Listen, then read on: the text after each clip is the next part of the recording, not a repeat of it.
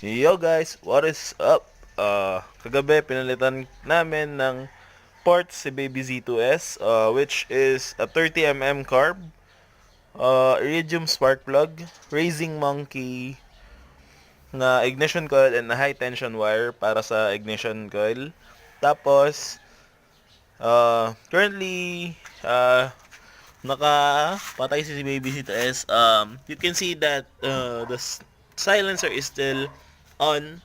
So sound check tayo guys. So RPM check din tayo. So with silencer on, let's start this baby up. So rinig nyo kaagad, one click start. So nasa 0 yung RPM. So sound check will be done in 3, 2, 1.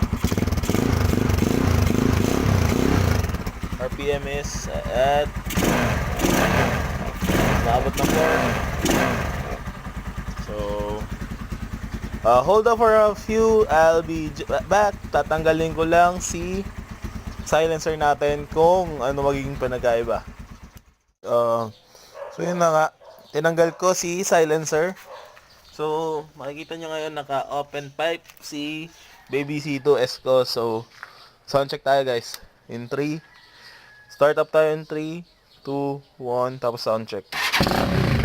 So ayan na, open pipe. So a few reps para makarinig nyo talaga. Tapos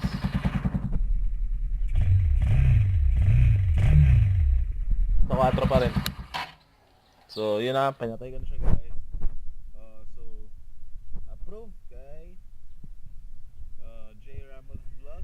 So mga naka Z2s dyan, check this vlog, like and subscribe to my channel. So goodbye.